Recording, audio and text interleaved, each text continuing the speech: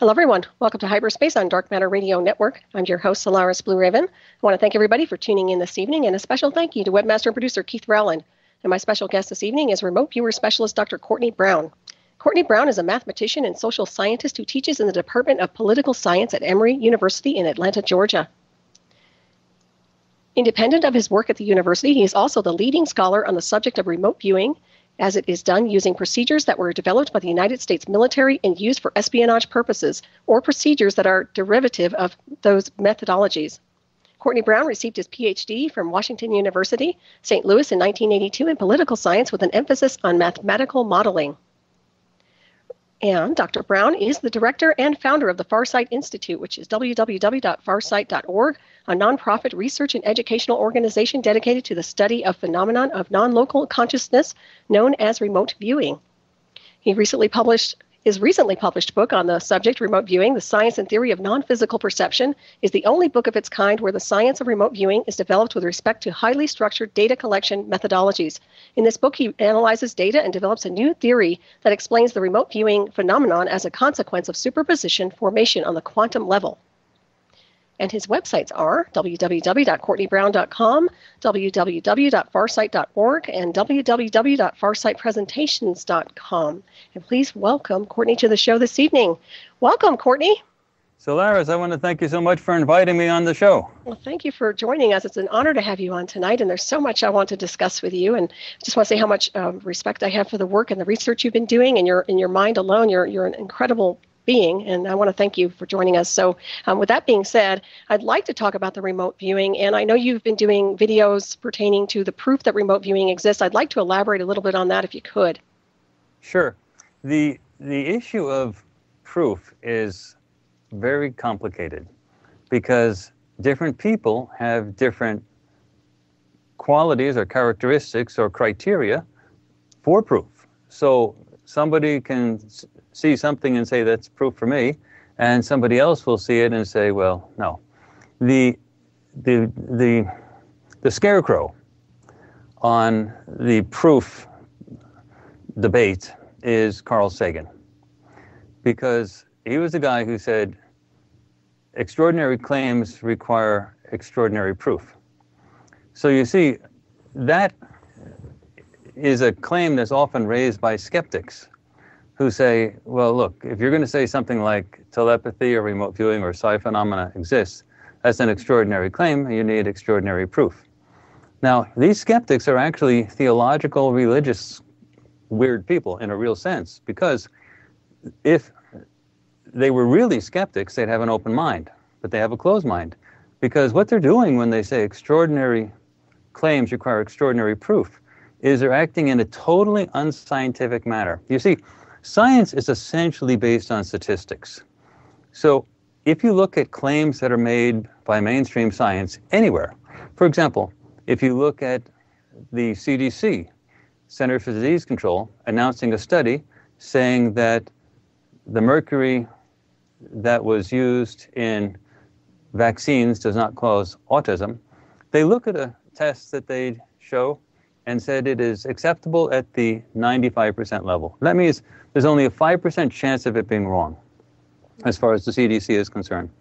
So what they basically have within science is lines in the sand.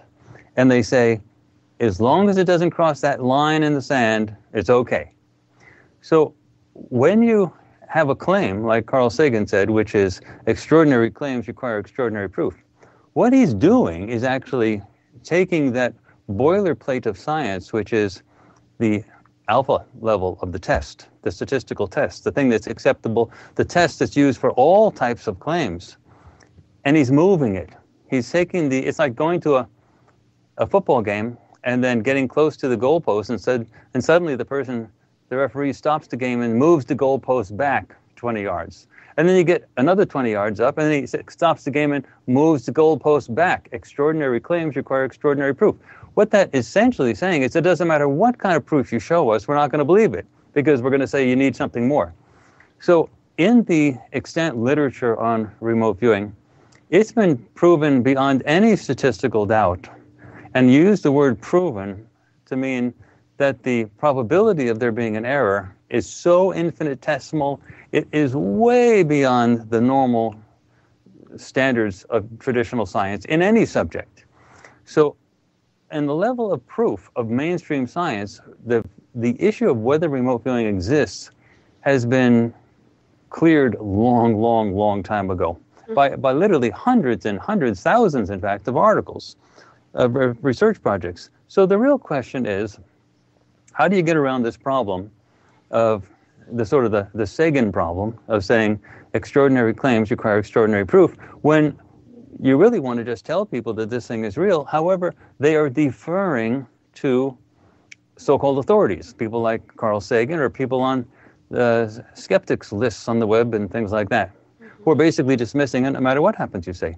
So what happened with remote viewing is the type of remote viewing that I'm an expert in is the type that was developed by the United States military and used for espionage purposes, that particular style of remote viewing. There's essentially a few styles that are either from the military or derived from those methodologies.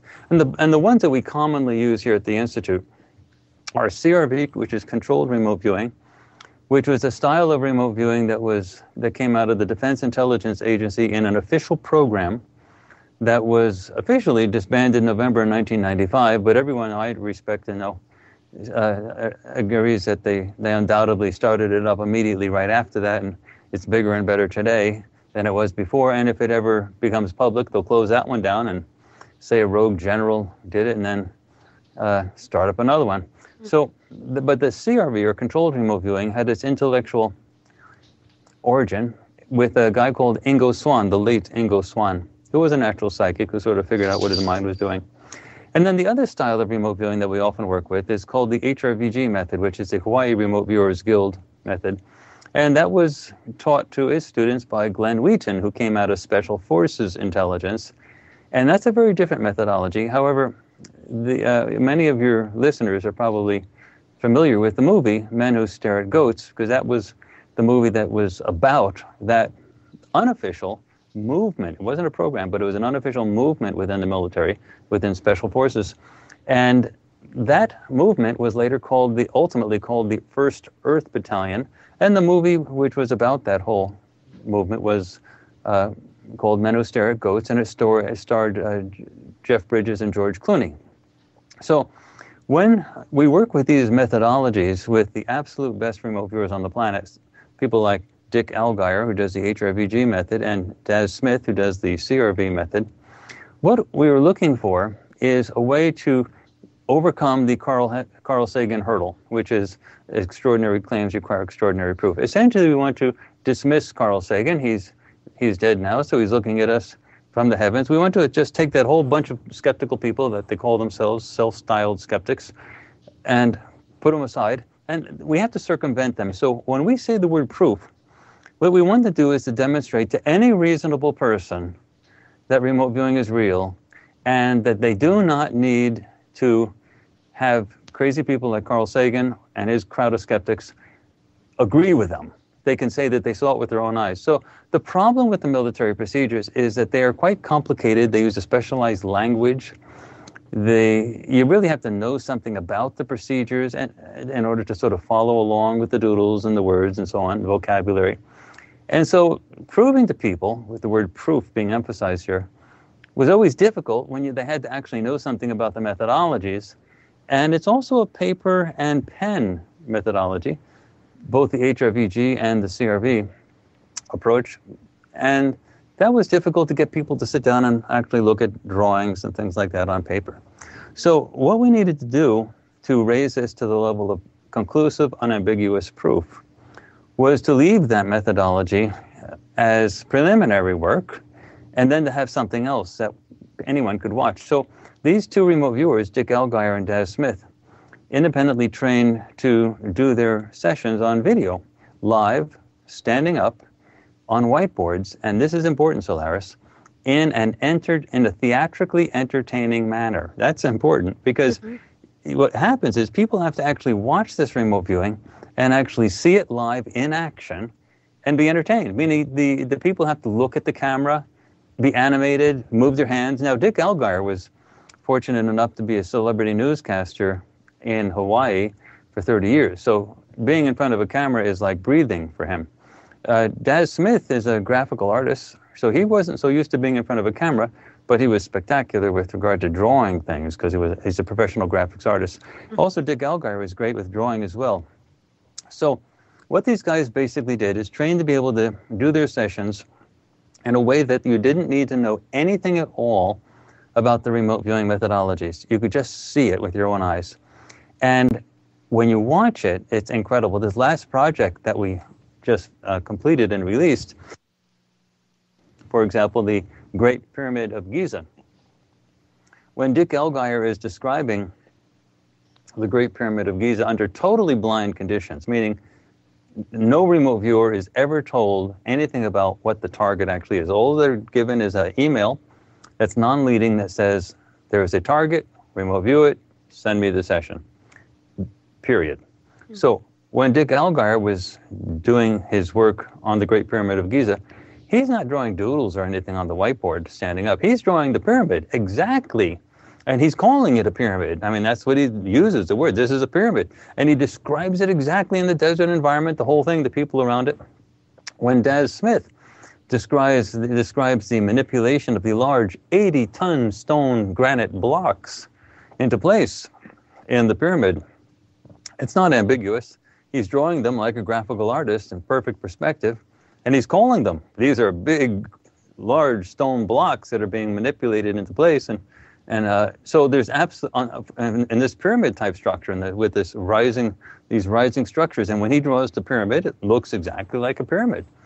So, you know, this is now to the point where people can look at this documentary that was recorded video live without anyone else in the room. The remote viewers were the only people there. They set up the cameras themselves, so there was no way of leading or anything like that. And look at it, and the descriptions are so absolutely unambiguous, no shadow of a doubt whatsoever, that it's jaw-dropping. You can clearly say, remote viewing works. I can see it with my own eyes. Forget Carl Sagan, forget the skeptics, whatever they want to call themselves. They're off in their own world. I've seen it with my own eyes. I don't have to wait for President Obama to say anything. I don't have to wait for anybody to say anything. I've seen it with my own eyes. So that is what we have now with this latest project. And it has raised the standard for what high-end remote viewing is all about when you see it on video now. Oh, it's very impressive, without a doubt.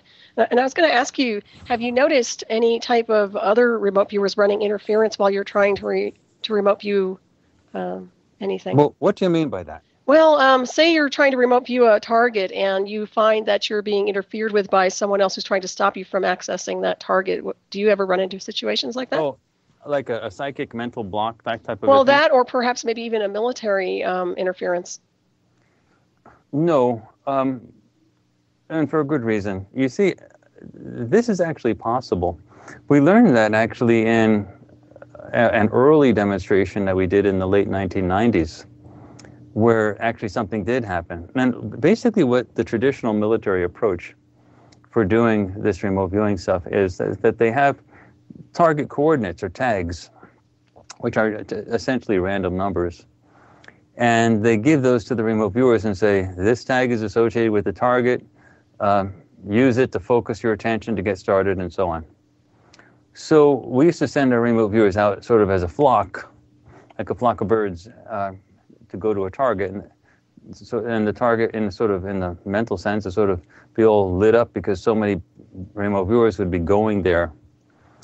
And what some of the people who were actually Intel people that were actually organizing a sort of a way to disrupt it, they used the exact same target coordinates for a different target, and it sort of caused a glow somewhere else. And it was we were doing a project at that time that had like 5 targets, 1 real and 4 decoys. And they would find out what the list was and find out what the real target was, and then they'd have their remote viewers go to one of the other targets and produce sort of a glow about one of the other targets. So we had people coming in with really great sessions, but for the wrong target out of the 5. Wow. And so, yeah, but when we found out that was going on, that was a really good thing, because it told us to change our methodologies. And so what we do is we don't assign target coordinates. We let the remote viewers pick their own target coordinates.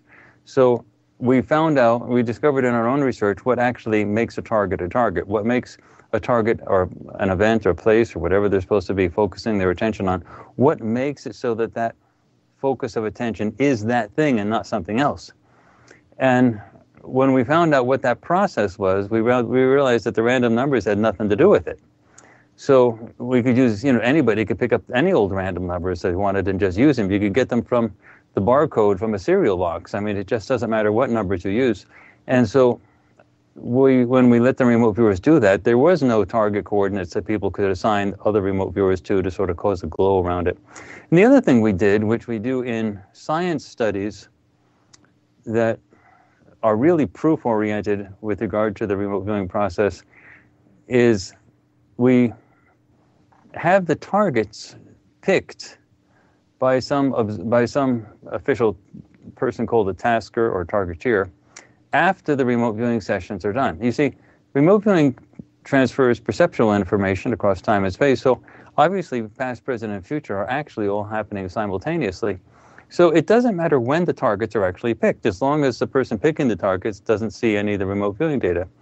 So what we do in some of our scientific experiments is we have the sessions done first, meaning at the time that the sessions are being done, there is no target. Meaning they're just going through the process, going through the procedures, and there is no target. It's not like someone could know it and try to fiddle with it. It doesn't exist at the time the sessions are being done. And then we take the sessions and we encrypt them in 256 military-grade encryption. And then we typically, in our proof-oriented science projects, we put them up on the web and let literally tens of thousands of people download them all over the world. Mm-hmm. And they can hold them on their hard drive. Now, they can't see them because they're encrypted, but they can at least know that we didn't cheat. They're holding them on the hard drive. And then we wait for a period of time, and then a so-called targeteer or tasker picks the target. And then that person tells us, okay, the target is X, Y, or Z. This is what the target is, and then we post the password to decrypt the sessions, post the target up on the web, and so people can unravel the sessions and compare it with the target. And that works really great. And there's absolutely no way to fiddle with that. There's no way to mess with that. There's no way to lead remote viewers off. There's no way to interfere with that because they have nothing to interfere with at the time the sessions are being done. Right. It's a fascinating sort of methodology that we've developed, and it was necessary to do when we run into sort of proof-oriented demonstrations of remote viewing. We did one such demonstration for an entire year, and we called it the Multiple Universes Project. And in fact, that all of our projects, so the data for all of our projects are available free on our website at www.farsight, F-A-R-S-I-G-H-T, like seeing far.org, O-R-G, because we're a nonprofit. So we did that for a year, and that collection of data was published in a leading peer-reviewed scientific journal, the Journal for Scientific Exploration. So that was a really successful project where we had the remote viewers repeatedly, month after month after month for a whole year, remote view targets that hadn't even existed at the time that they were remote viewing, and it worked like a charm. That's awesome. Yeah. And have you noticed if there were, I know with certain, and I'm kind of referencing maybe a type of psychotronics involved, and I know that has nothing to do with remote viewing, but have you noticed anything that's connected to triggers, colors, or keywords used in your system for remote viewing, or something that was militarized with that in order to activate a remote viewer? Explain that a little bit more. I would say like pattern recognition, for example. I don't even know if you can answer this question, were there remote viewers in the military that were trained in pattern recognition, numbers, codes, keywords, in order to be activated on certain levels to remote view through the system? You mean sort of like in a way that they'd be switched on if they heard a special?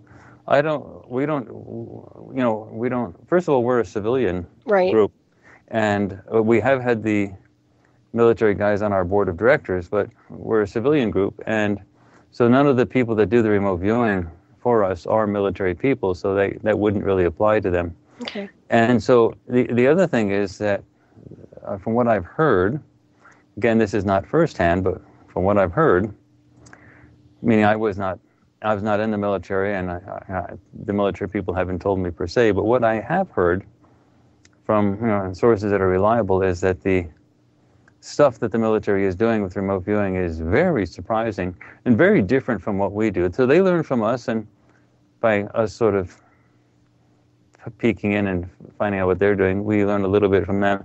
But they're really interested in remote viewing for terrorist battlefield type conditions, and I mean they're interested even in using remote viewing as a means of guiding soldiers on the field.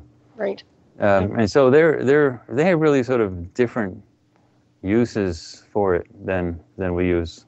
I agree. Well, I was just curious, and if I ask you these questions, don't take any offense to it. I'm just trying to figure out the entire arena involved. No. In fact, the questions are very intelligent. Thank you. I haven't even been asked about those before. I just that I may not have good answers for them, but okay. They're actually great questions. So just keep them running. Okay, I will.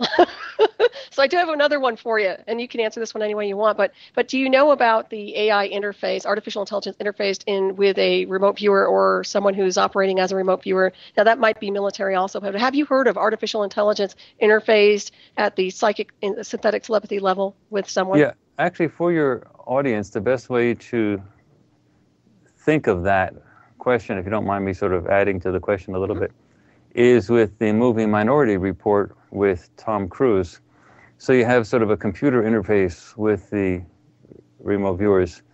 And so the answer to that question is that they have a lot of money and they may be doing stuff like that, but we don't have any access to that type of stuff. It would be nice if we did have that kind of thing. You see, the issue is with any type of computer interface with remote viewers is the first thing you want to grab is the imagery itself.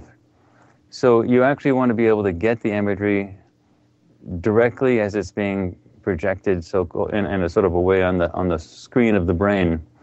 So you don't have to go through the interpretation process that the remote viewers are using.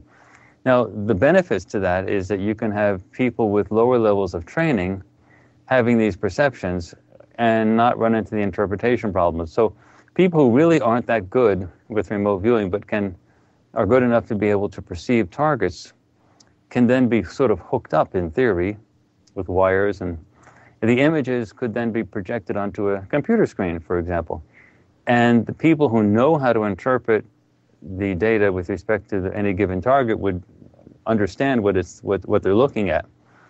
But without that, you have to rely on the remote viewer seeing these images that are often very low grade, low resolution images, and interpreting them, figuring out what's going on. And that's what the military would really like to avoid, because then they could have more remote viewers doing more of this type of stuff and not have to have the level of training that's required to get the interpretations good. But we don't have that. And it's going to be a long time before that actually materializes in a way that's going to be useful. So what we do is we work with the absolute best remote viewers that are capable of correct interpretation. So there's two things that are really important to make a great remote viewer, and I'm talking stellar remote viewer. It's not easy to do this for a human. So the first thing is absolute dedication to the procedures themselves with constant study and brutal honesty with regard to accuracy over years and years and years. So that's number one. And Dick Allgaier and Daz Smith are the best I've ever seen with respect to that type of dedication to the science and the art of remote viewing. They really work at it. And the other thing that's really helpful is having artistic capabilities. Now, Daz Smith is a graphical artist by profession, but Dick Allgaier is also a very good sketcher, a very good drawer. So, see, they can see anything, but they have to be able to draw it. Now, in the old military days, the emphasis was always on the words, and then pictures illustrated some of the words, but the words were what carried the day. Mm-hmm. With the stuff that we do at Farsight, it's the reverse.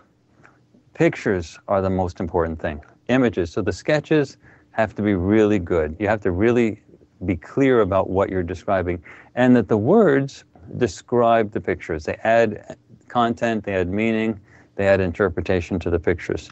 So the two really great, important qualities that what makes a really great remote viewer a great remote viewer is persistence and dedication to the art, the craft itself, over years. And secondly, artistic capabilities, the ability to actually draw really well. And those two remote viewers, Daz Smith and Dick Allgaier, have those things. They're very rare, believe me. To have that level of capability is extremely rare. I always like to compare it with playing the piano, which is anybody can go up after a few lessons and make some headway at playing a piano piece, and you'll recognize that some music is coming out. At least you can demonstrate that the piano can be used to make music.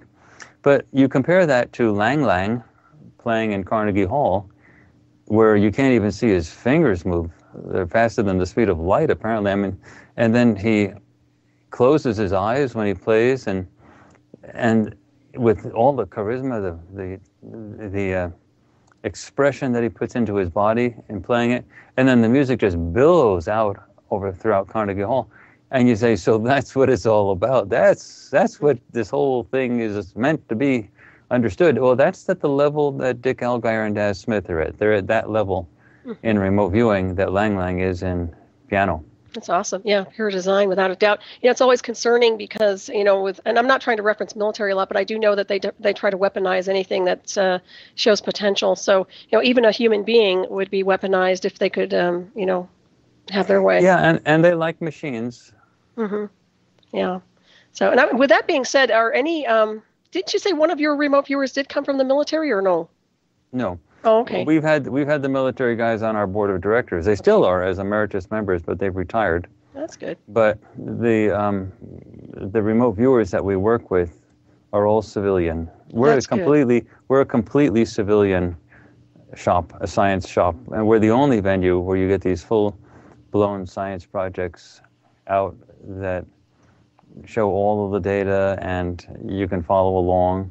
Mm-hmm. The whole stuff for free on the webs. I mean, project after project after project. So we're the only science venue out there. I mean, you have people out there that are selling remote viewing instruction, but there's nowhere else that you get the full-blown science projects, the examples of what happens with all of the data, multiple viewers, and things like that. Yeah. And we also do have the instruction. Our instructional stuff is free. Mm-hmm. So we have, for example, an area for the SRV, which is the basic SRV procedures, which are based on CRV. And we have an 18-hour, 24-lesson course that's hosted by YouTube, plus a printable text. And most everybody who starts learning remote viewing, really just about everybody starts with that very extensive course. And it's good enough to give people the experience so that they have a little bit of background in remote viewing and have experienced it themselves so that they know it works. And it's free. Mm-hmm. So, that's basically our orientation for that. We're don't make money by teaching anybody remote viewing. We're a nonprofit, and we really are oriented around the science of remote viewing. Mm-hmm. And you're doing a very, very big service to the masses, by offering this information. Really appreciate it. I actually really love the website. Love the videos. Everything there is awesome. Your interpolation of the data, everything, your presentations. I must say it's very impressive. Yeah, so. Thanks. It's a ton of stuff. Most people are very surprised at how much stuff stuff is on that website. Oh yeah, I mean there's quite a bit on there. And with that being said, I know you've done. It's interesting we can talk about this later, perhaps about the Atlantean thing. You guys have remote viewed and looked at the Atlantis. Possible Atlantean civilizations. I don't know if you want to elaborate on that a little bit. Well, that was actually very interesting because that was the project that we did before the most recent project, the Great Pyramid of Giza, and the two remote viewers on that one were Dick Allgaier and Deborah Duggan-Takagi. They were both HRVG remote viewers. And that project started, it's an interesting story of how it actually started. There was an anomaly at the bottom of the ocean, 3 miles deep, 1,000 miles west of Portugal and Morocco in the Atlantic Ocean. And it looked like the ruins of an ancient city, big one, like 1/3 the size of Portugal, on the bottom of the ocean. And, some of the internet chatter about that Google Earth image was about calling it Atlantis. So that's how sort of the name got sort of stuck into that. And then there was some similar anomalies of holes, regular patterned holes in like a checkerboard pattern down near Antarctica.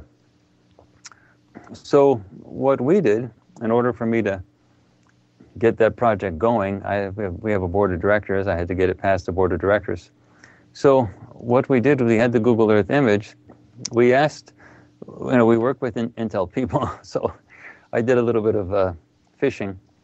And we asked one of our Intel people, an Intel person, I can't give any names, so you just have to accept it or reject it based on what I say. Mm-hmm. We asked one of our Intel people who had access to the people who had the original data on the computers, meaning these were tech people. These were not like professors who are interpreting things that, after multiple layers of whatever.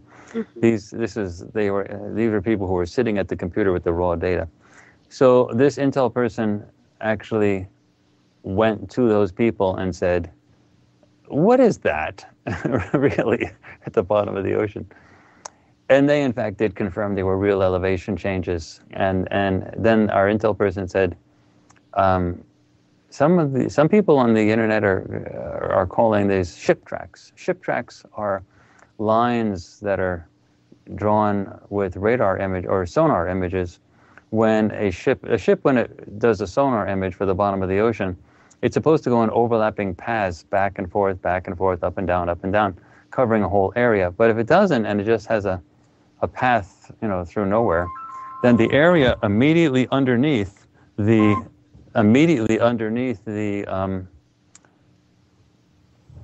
ship is really clear, really high resolution, and immediately off the sides of that path is like really foggy and fuzzy. So what happens is that it produces something that looks like a railroad track, where really clear resolution is in the middle and foggy stuff on the outside. So that's what a ship track is. Anyway, so our Intel person actually went to the guys and said, "Is that anomaly ship tracks?" And they just laughed. They "No, that's not ship tracks. Are you serious?" And they pulled up the original data, and they were real elevation changes. So when we had that sort of confirmation, see, when we go into a project, it takes sometimes, the Atlantis project took almost a year to do. So I didn't want to have them go into that project if there wasn't something really there. Mm-hmm. So when we got confirmation that, in fact, the data really did show elevation changes, we got an okay to do the project. And so we started it, and then we got the whole story of what that thing was. And in fact, it was a full-blown high-tech civilization, about 100 years more advanced than we are today.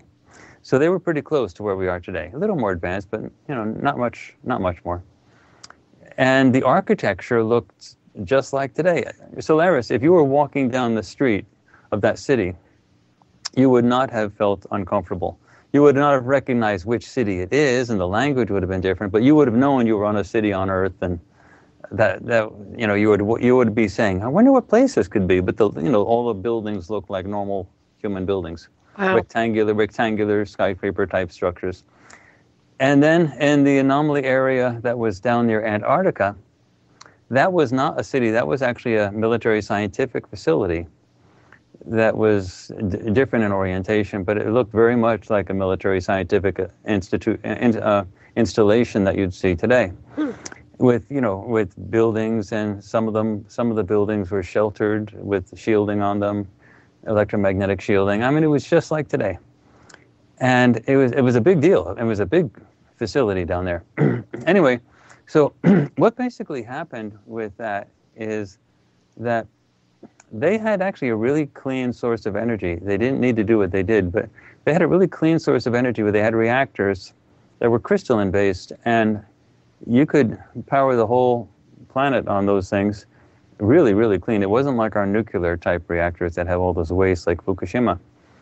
But, despite that, they wanted more. They were doing an experiment, and we found out where it was. It was out in the New Zealand area. Now, they actually dug tunnels, like big tunnels, like, the Holland Tunnel, Lincoln Tunnel type tunnels, with drills, big drill bits, straight through the crust.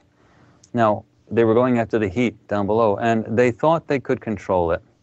Now, this planet is actually, Solaris, I'm going to say something that's going to sound weird, but it's true.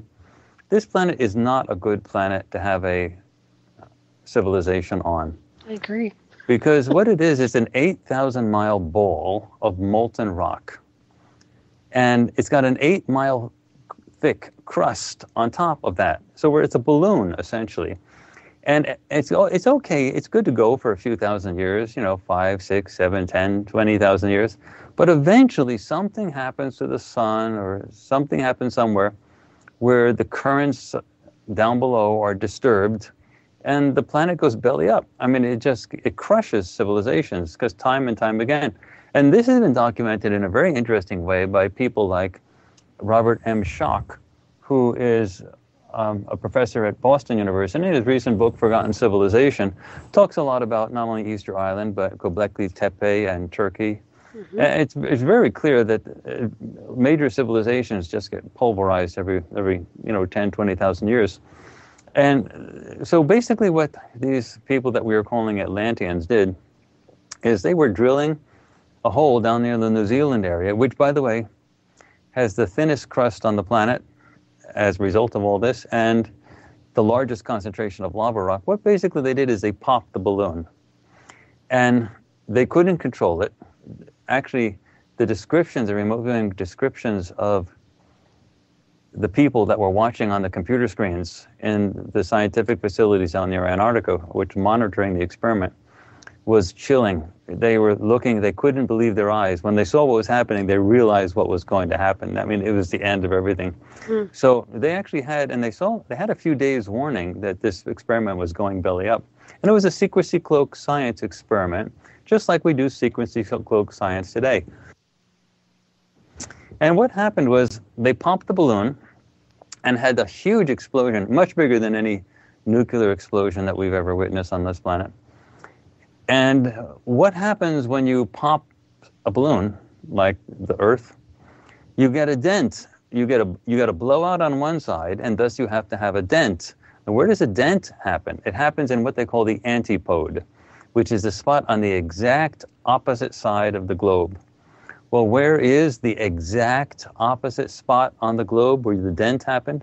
It's exactly dead center, the anomaly that's 1,000 miles west of Portugal and Morocco, 3 miles deep. So Europe actually used to extend at least 1,000 miles west of Portugal and Morocco, and it sunk, and it went down. And they actually had a few days to prepare, if you can call it preparations.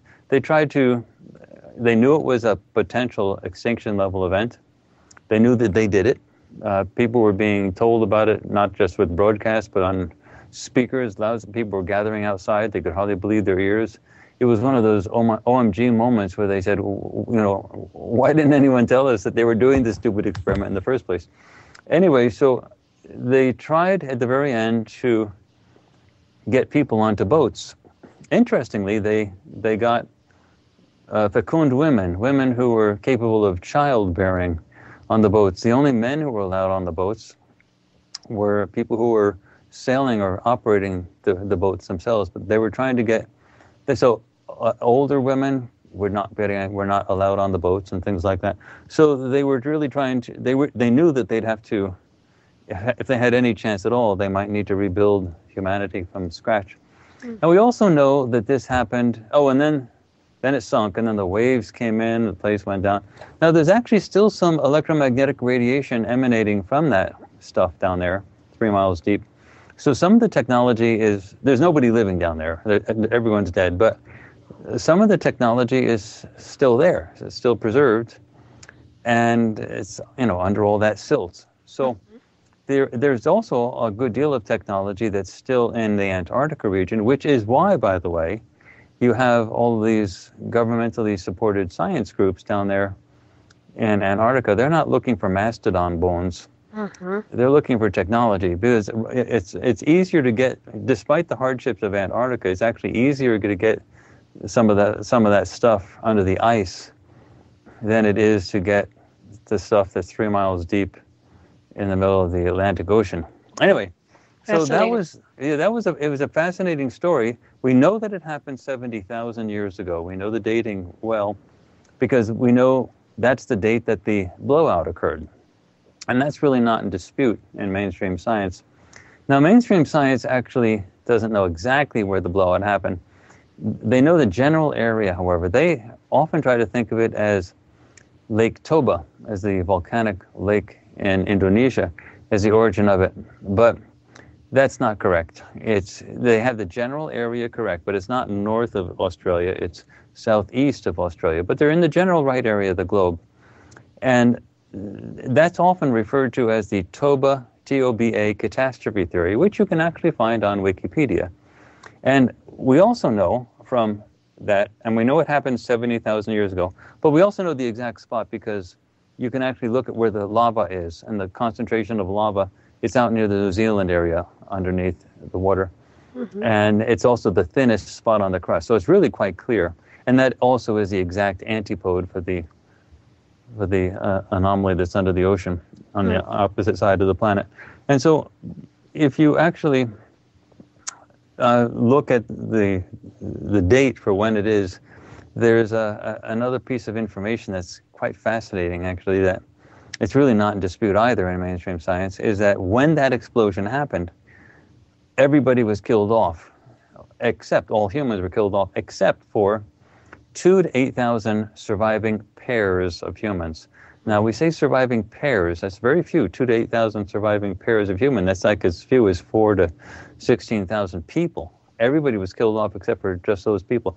There might have been more survivors, but they weren't having babies. So the surviving pairs were having babies. And that means that absolutely everybody on the planet, Aborigine, Asian, African, Caucasian, no matter what race, ethnicity, were all related to the exact same 2,000 to 8,000 surviving pairs of people that survived that Holocaust 70,000 years ago.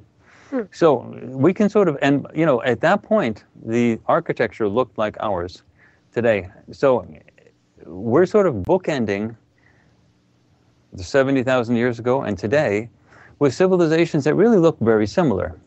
And so the Great Pyramid of Giza is interesting because that happened in between 70,000 years ago and today.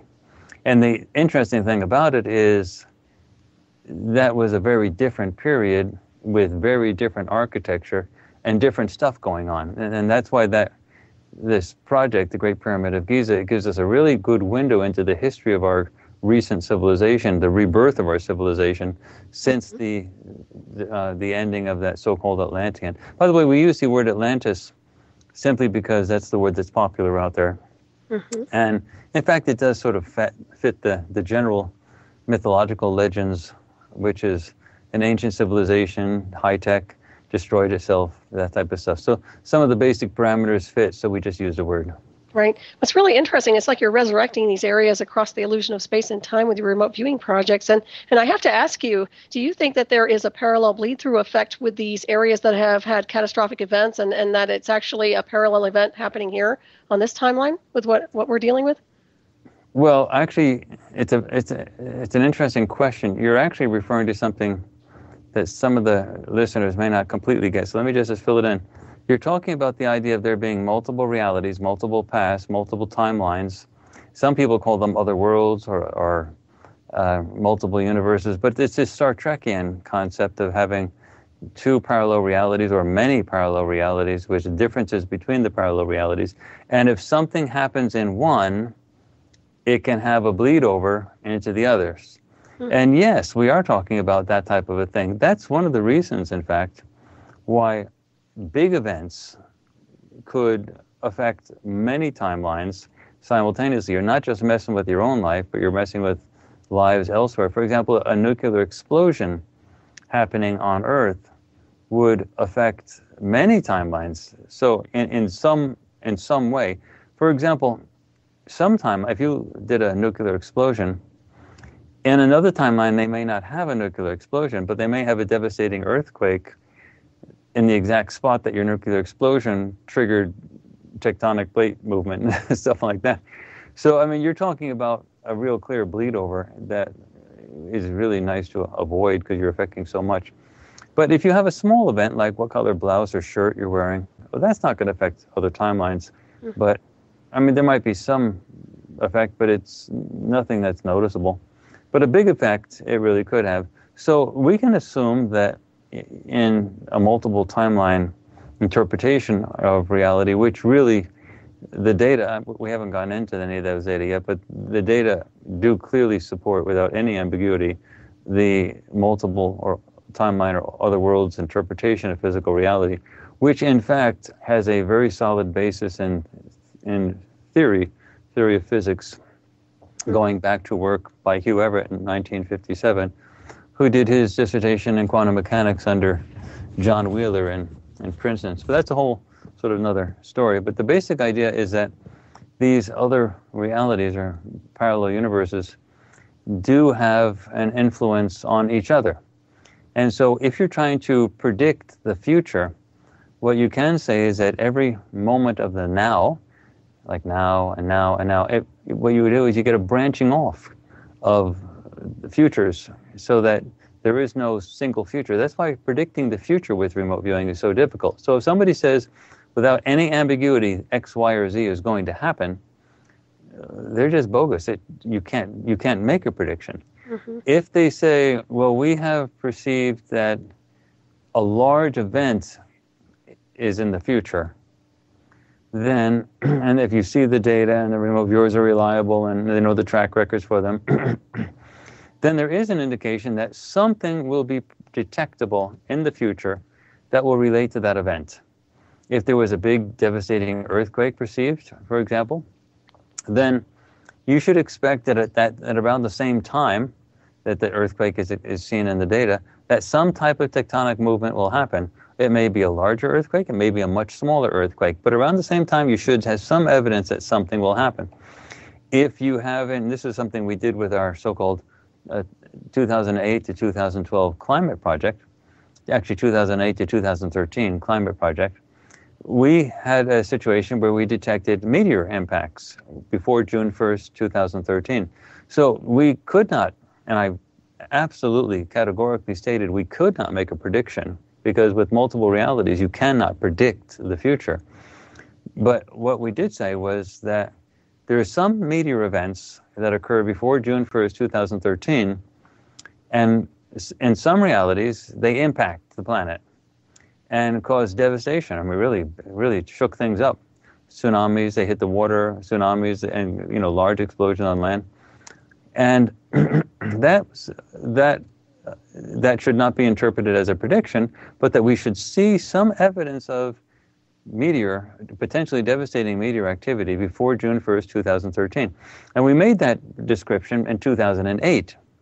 And at the time, there was absolutely no way to predict any type of unusual meteor activity before June 1st, 2008, 5 years in the future. But what happened, sure enough, on February 15th, 2013, we had two extraordinary events that CNN said had a probability of, or the odds of happening was 1 out of 100 million. We had a potentially devastating meteor impact over Russia, and we also had DA-14, which is a large asteroid that really barely almost hit the planet. It was actually within the orbits of our own satellites. It was a real close call. And the interesting thing about the Russian meteor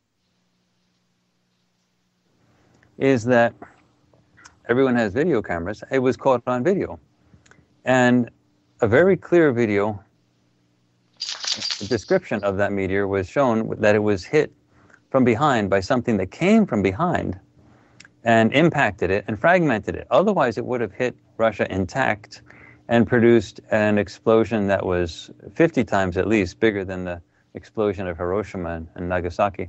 Mm-hmm. So you're talking data that would have matched our remote viewing data exactly, but something came from behind and hit it. And the video of that is absolutely clear. And you just do a YouTube search on UFO, Russian meteor, whatever, something like that, and you'll see that video.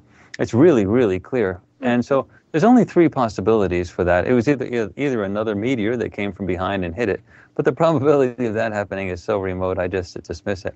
Right. Or it could have been part of an anti-ballistic missile system, and in fact, there was a Russian general that did claim that just within hours after the event. It was taken down, though. It was taken, that claim was taken down really quickly afterwards. But it also could have been extraterrestrial involvement, so that even if the military knew that meteor activity was going to happen because of our climate project, and remember the military guys were on our board of directors, the military guys watch, the military does watch everything we do. I figure, yeah. Yeah, so what happens is if they learned from us that in fact there was going to be some meteor activity, and they indeed are working with some, not many, but some extraterrestrials, the first thing they would have said is, "Hey, you guys, if you want any help from us, stop that thing." So my guess is that it was either the anti-ballistic missile system, which the authorities would not want to admit that they have, or in which case, and if it was an anti-ballistic missile system, they would have had to been locked and loaded, ready to go at that time in order to hit it, because human technology isn't that good. So, but if they were expecting it, they probably could have hit it, or it was an extraterrestrial ship that sort of hit it. So, if it was extraterrestrial, then we can turn then to the DA-14 asteroid that almost hit the planet. Well, if they were going to get involved enough to crack a meteor, fragment a meteor over Russia, then certainly they would have nudged DA-14 so that it was a near miss and not an actual hit.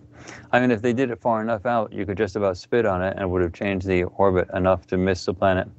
So, the idea is you had two major meteor things, and in fact, the DA-14 was approaching the planet from the southern hemisphere, which would have matched the remote viewing data exactly. So in alternate realities, those things actually did hit, and that's what we saw. That's the interpretation of these data. Now, skeptics like to say, "Oh, you're just saying, oh gosh, it happened in another universe." But the reality is that's exactly what we're saying. We're saying that that's how the military uses remote viewing in the first place. They want to go out and see, say, a terrorist event. They have to actually witness a terrorist event. That means in some reality, a future terrorist event actually does happen.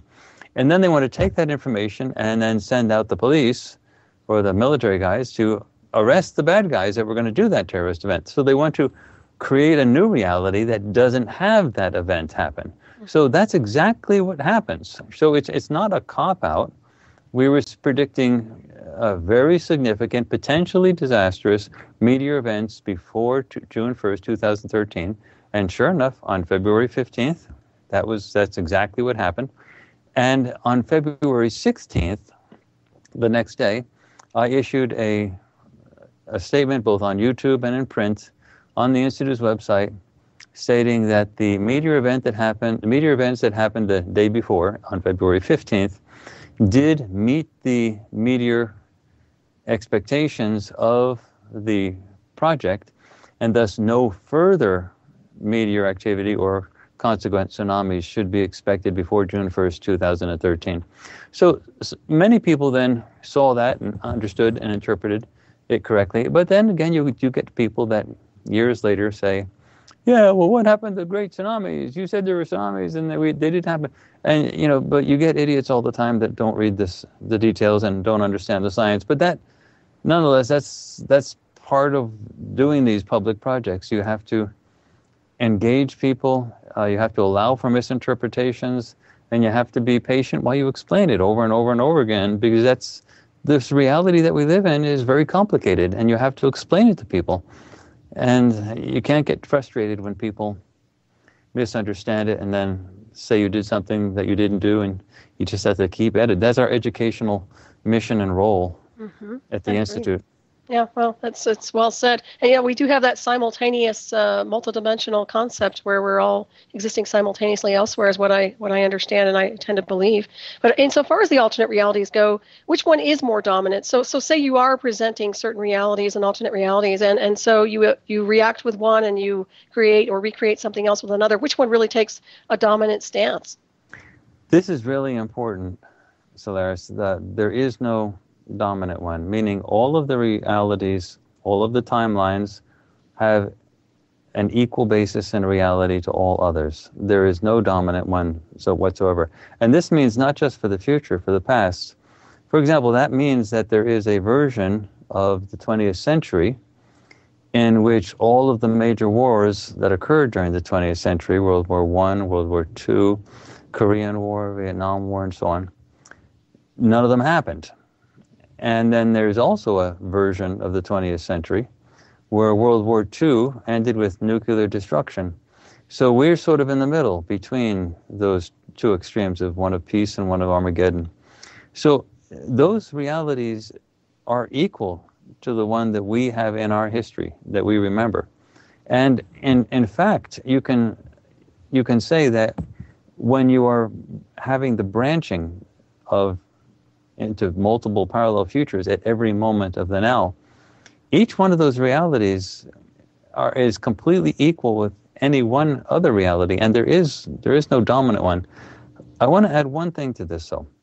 When remote viewing the future is difficult because you don't know what future you're going to be experiencing among the many, because at this one point of the now, multiple futures exist, and they're all equally real.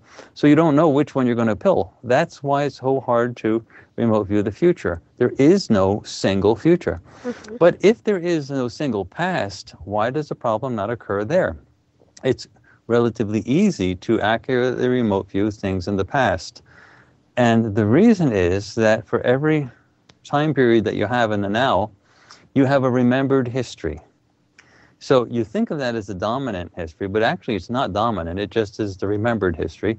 Mm-hmm. And so if you remote view the sinking of the Titanic, you're going to, the intent is that the remote viewers should in fact get the sinking of the Titanic, the Titanic, and you want the past where the Titanic actually sunk. So you're not going to get a past where the Titanic actually made it all the way across the Atlantic Ocean.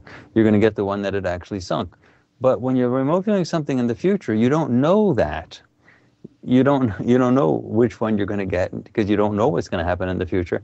So you don't know, there's no intent, there's no idea of what you actually want. So there's always a difference between remote viewing the future and remote viewing the past, not because the parallel realities are different for the past versus the future. The same things happen, past and present and future.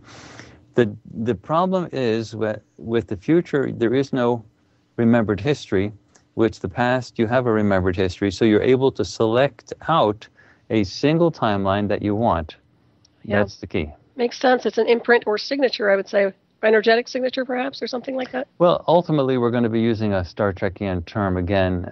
Mainstream science, I'm sure, is going to settle down on the idea of a quantum signature. Mm-hmm. And that's because everything that exists in the universe has a wave function. And in quantum mechanics, they normally reserve the use of the term wave function historically to describe subatomic particles, or something's on the very small level, on the quantum level.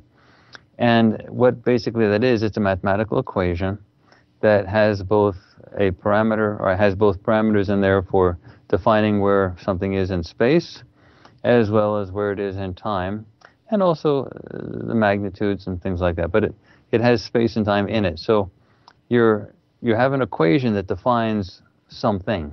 Right. Now the real question is, do larger things have a wave function? And that's one of the big advances that Hugh Everett did in 1957 with his dissertation, by saying that, we're all based on quantum mechanical stuff. So not only do you have wave functions for the small things at the quantum level, but you also have wave functions for computers, desks, chairs, houses, people, planets, solar systems, and in fact, the universe has a wave function. And so really what we're talking about is a mathematical generalization of quantum mechanics to the macro level. And that was really the great advance that Hugh Everett made.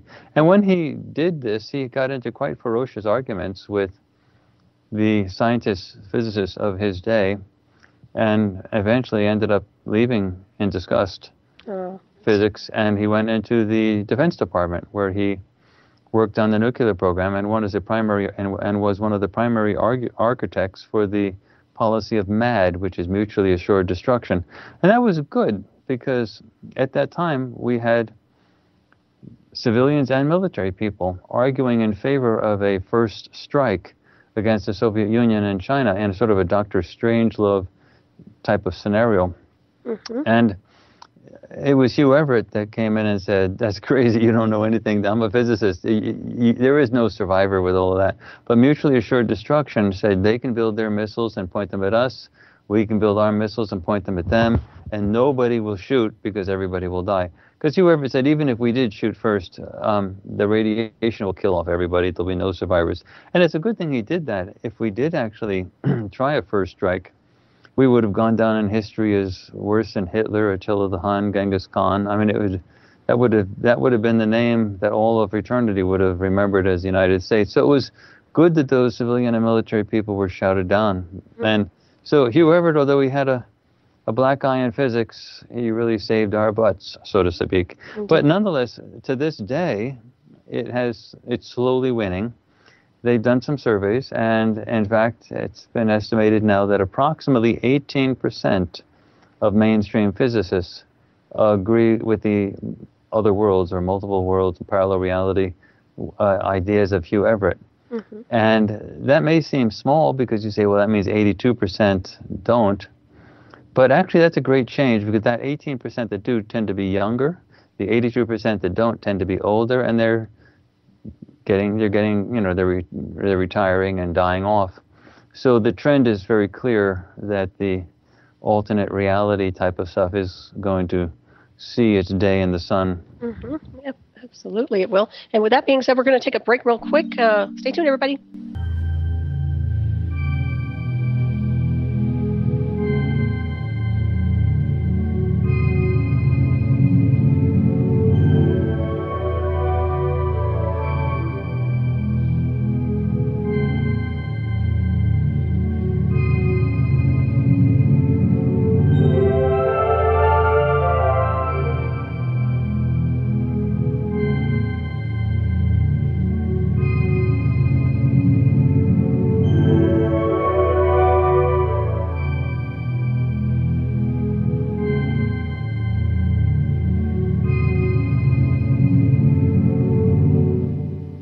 Welcome back, everybody, to Dark Matter Radio Network. I'm your host, Solaris BlueRaven, and I'm here with my special guest, Dr. Courtney Brown.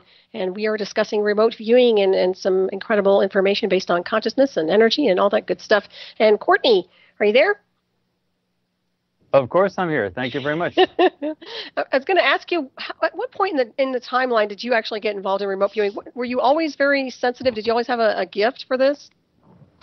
Well, I've always been interested in unusual topics, but I was already an academic, a tenured academic, when I'm a mathematician who works in applied math in a social science program. And in the mid-1990s, actually a little earlier than that, when I heard about the military program and how it was going to be declassified and coming out, I just said, that will be very disruptive to my academic career, but I couldn't help myself. I'm just going to learn all I could about that.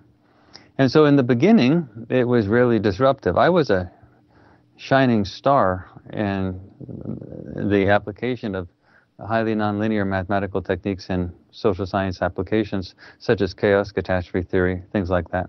Mm. And, suddenly this shining star that everyone was throwing accolades at was talking about extraterrestrial life and remote viewing and stuff like that. And they said, oh my gosh, we made a mistake. And so at that time, everyone is basically saying I was deluded. But it's been quite some years, and it's a situation now where absolutely nobody is laughing anymore. It's really a stupid idea to bid against a smart guy who never backs down and doesn't shut up. And, and literally nobody is laughing anymore. It's a sort of a waiting to exhale moment because the studies have been over and over, more and more things have been published, and at this point people are just saying, what is going to happen? It's sort of like waiting for a bomb detonation to go off. If you know it's going to go off, you just sort of wait. And so it's an intellectual bomb, not a physical bomb. But the idea is that once remote viewing is widely pronounced to be true, you're going to see a complete house of cards in academia collapse, both in terms of theories of physics that are taught, with big tuition bucks being spent, as well as the history of humanity, history of civilization. It's tons of psychology. Can you imagine the complete renovation that's going to be necessary in the field of psychology? Right. So, No, go ahead. But nobody's laughing anymore, and that's really good. I am a little surprised that still to this date there's not a single other academic that studies remote viewing using these military-derived procedures. And I'm a little bit like John Mack, that the late professor of psychiatry at Harvard Medical School, founder of his department, and the author of the biography of T. Lawrence of Arabia. And, I was speaking to him some years before he died, and he said, Courtney, because he was actually dragged through an academic inquisition of approximately a year and a half, where they tried to pull his tenure and actually get rid of him. And he was essentially saved by Alan Dershowitz, the lawyer, who wrote an article in the local Cambridge paper saying his constitutional rights, freedom of speech were being violated, his rights for tenure were being violated, the whole thing. And about a week later, the dean closed the book on the whole thing and said John Mack can do whatever he wants to do. Nobody offered to reimburse his tens of thousands of dollars of legal fees, but at least the academic inquisition was closed down. And after that, some time after that, John Mack said, what's most interesting is, aside from the issue of the academic inquisition, I'm so surprised that none of my colleagues at Harvard are interested in this. It's so fascinating. Why aren't they sort of curious about this phenomenon, this so-called abduction phenomenon, extraterrestrial life phenomenon that he had been investigating? And I'm sort of in the same situation with remote viewing. It's clearly that they're not criticizing anymore, but it's really like, why am I still the only academic even doing this? And the basic sort of conclusion to draw from this is that this seems to be evidence that people that have a lot to lose are really cowards. Because if you have a Ph.D. and you're a professor, there's a lot of intellectual baggage that you're carrying with you, and you've invested a lot of energy and time in promoting yourself as an authority. And you don't want to lose that investment. You like the idea of people respecting you. So there is a great deal of hesitancy when you have both grant money flowing in your direction, graduate students giving you accolades, traditional awards being given to you, tenures, publications, so on.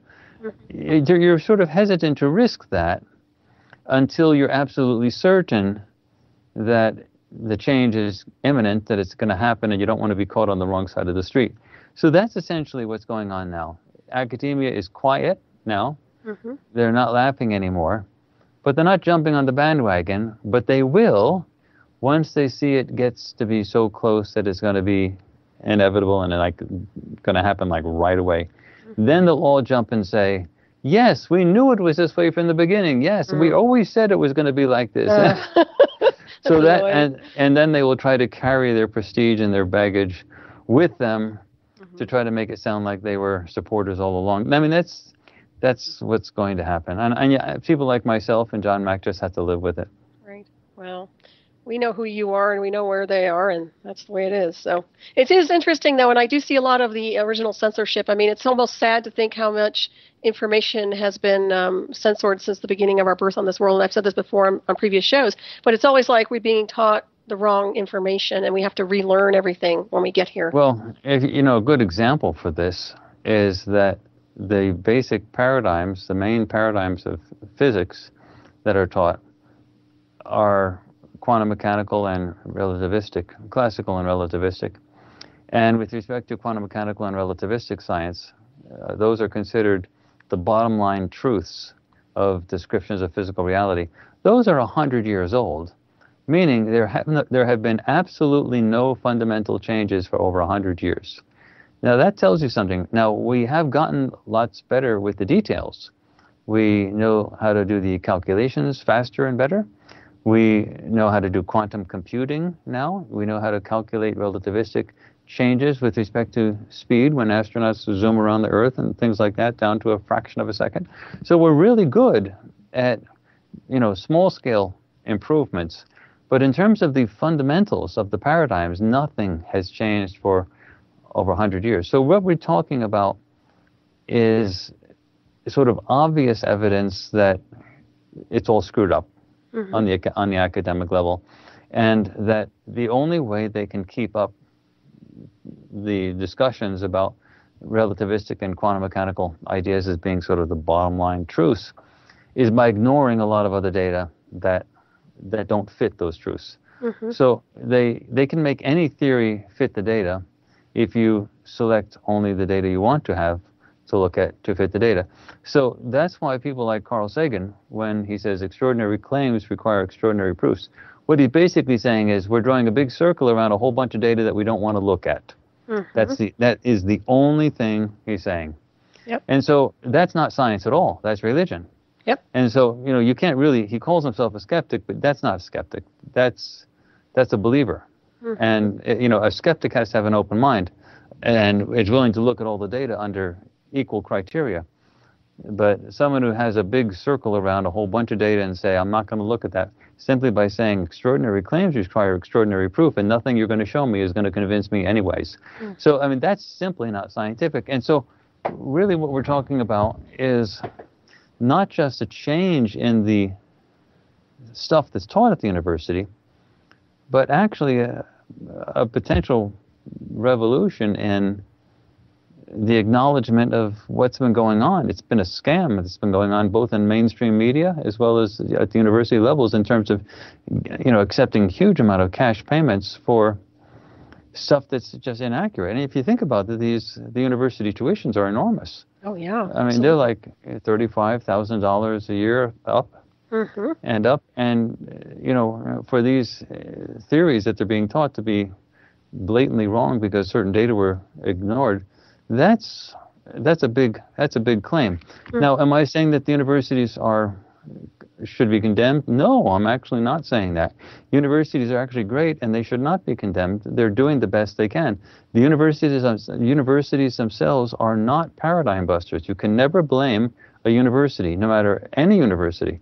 My university, Harvard, Stanford, Chicago, no matter what it is, you cannot blame a university. A university is an economic aggregator, meaning they collect contributions and they use those contributions to support scientific research. The only thing that breaks paradigms is people. So you can never complain about an institution. You can only say certain people are not doing things. So all you can do is resist the hard-headedness of certain people that may happen to work in some universities. So the revolution, if it's going to be one, is never going to be against a university. It will be against some people that work at the universities. And this, in fact, is common in science, meaning academics, when they get together, they fight. So there's nothing wrong with having academics fight, and for calling them idiots or, say you're saying you're not looking at the data. You can say whatever you want because that's how they fight among themselves. In fact, anthropologists are some of the most bloodthirsty of fighters in that regard. Literally, it looks like when they're done with each other, it's almost like you can imagine blood on the floor. They really scream at each other when they're arguing about which bone suggests that the evolution of the hominid species started at what date, at what spot on the planet, versus another bone that was discovered at some other place. They really fight it out. It's like... So this is what they do. So when I say a revolution, I'm not condemning them. I'm saying they condemn themselves as a matter of course when they meet. And they have these arguments, and they're actually sort of fun, to be quite honest. And so I'm actually looking forward to the revolution because I like a good tussle. And that's what they do. But the tussle about remote viewing hasn't really happened yet. But I'm so lucky, so fortunate to be able to speak on programs like yours, with gifted interviewers like yourself, because that prepares me for that day of the tussle, Well, And I'm really looking forward to when that day actually happens. I'm sure it will happen soon enough. It seems like people are awakening, and thank you for the nice compliment. By the way, I'm honored to have you on tonight. Like I said before, you're incredible. Your mind and your everything you represent is just so it's just high octave. Let's put Actually, it that way. let me throw it back at you. It's me who's honored to be with you, because if you look at it, think of the Washington Post, the New York Times, CNN, all these major, huge institutions. None of them are reporting any of this stuff, yet the evidence is so clear. Who's to be praised? So the reality is you're doing something that's a benefit to all of humankind, and the big players who, just like academics, have perceptions of so much to lose, advertising dollars, stuff, their prestige, their reputations, they don't touch this because they're frightened, they're scared. Yeah. And so you come along and produce a quality product, an intelligent show with intelligent questions, a great interviewer, and you're doing something that literally is going to be the keystone, the cornerstone, the basis for huge planetary changes further down the line. So any of your listeners may be listening and saying, oh, it can't be that big. It is that big because everything starts someplace. And the quality of the place where it starts determines the quality of the ultimate outcome. So, you know, when you produce your shows with such care, it really makes a huge difference further on down the line in the future. Well, thank you. I agree, too. Well, we have those timelines to work with now, don't we? And speaking of timelines, my question to you is when you have a remote viewer, and I think you've mentioned this before in previous interviews, but when they're remote viewing and they interact with someone, perhaps another remote viewer, or I think you even mentioned an extraterrestrial, are they altering the timelines permanently, and are they leaving a signature there permanently from remote viewing that area? Yes. You see, what we do know now is that there is no such thing as mass in the universe. So physicists talk about mass all the time, and they say there's mass in your desk and your computer and your body and your house and the planet and so on. But the reality is they've never, ever found anything solid. They've never found a solid billiard ball type of thing. So you have your desk, but inside that desk there's mostly empty space and molecules. Inside the molecules, there's empty space and atoms. Inside the atoms, there's empty space and subatomic particles, and it goes on and on. The only thing they've ever found, they've never found a solid billiard ball type of particle, some type of a thing. The only thing they've ever found is energy and waves. Waves, that's all there is. Frequencies, waves. There is nothing in the entire universe except waves. Nothing has ever been discovered except waves. So, or you can call them frequencies. So really what you're talking about is that our existence, everything that we have, everything that we see, is a result of frequencies interacting among themselves. Now, there's only two principles that work with frequencies. That's the principles of constructive or destructive interference. So constructive interference is when one peak of one wave hits another peak of another wave, and they sum together, amplifying, become a bigger peak. And destructive interference is one peak of one wave hits the trough of another wave, and they cancel each other out. So those are the only two principles that everything in the entire universe is made of. And so when you get waves that interact with principles of destructive and constructive interference, you get blips in space-time. So a vacuum is a perfect cancellation of all frequencies. So that's why it looks like there's nothing. The reality is there's lots of frequencies in a vacuum. They're just not interacting in a way that produces distortions, blips in space-time. And so a particle is actually not a physical particle. It's a wave packet, and the particle sort of emerges from that wave packet. When we say emerges, the early interpretation of quantum mechanics that we now know is wrong, but is still held by 82% of physicists, is that the particles actually exist in some type of a probabilistic ether, and then when they're registered or observed, as John Wheeler would say, in some way they sort of pop out of the ether and become a physical thing. Well, that's clearly bonkers, but what you do actually have is not a real thing popping out of a probabilistic ether, but actually multiple infinite versions of all of those various, of every particle. Every particle has multiple versions of itself that all are equally real. And what you're doing is when you observe something or you register it in some way, you're tuning into it. So it's very much like a radio program where you're tuning into a station and you're not hearing the other stations that are elsewhere on the band. So you're tuning into the one frequency you want. So the radio is actually a device that screens out all frequencies except the one you want to listen to. That means that our brains are extremely sophisticated hologram generators. That's what the brains do. Meaning they select out frequencies such that you see a reality in front of you. Now, evolutionarily speaking, you can understand why. You need to see the lion that's in front of you today if you're going to survive. You don't need to see the gazelle that was there yesterday, and you don't need to see the elephant that was there that's going to be there tomorrow. You need to see the lion that's in front of you today. So the brain is a very sophisticated, highly accurate hologram generator that selects out certain frequencies and only presents you with one. Remote viewers actually work because they have trained their minds to let in some of the other frequencies, to lighten up a little bit, to loosen up the gates, the guards at the gates, to let a little bit of the other frequencies bleed through a little bit more, and to allow the remote viewers to focus on that other stuff. So to get to the answer for your question is, what's actually happening is the remote viewers are using their brains to adjust the frequencies that they're perceiving, such that they're in sync or in a state of superposition with, that's the word that they use in physics, with that other reality in time and space that is the focus of the project. So what happens is when that happens, the remote viewers actually in some way become part of the target. They don't actually travel to it. They simply start vibrating at a quantum signature that is exactly the same or comparable to that of the target, be it in the past, present, or future. And so when that vibrational shift happens, it's very much like the radio sort of letting in that other station. But what it basically means from the perspective of your question is the remote viewers are actually becoming part of the target, because you can only perceive something if you merge with it. So you don't actually travel to the target. You simply adjust your vibrational frequencies such that you're in a state that's similar to the target.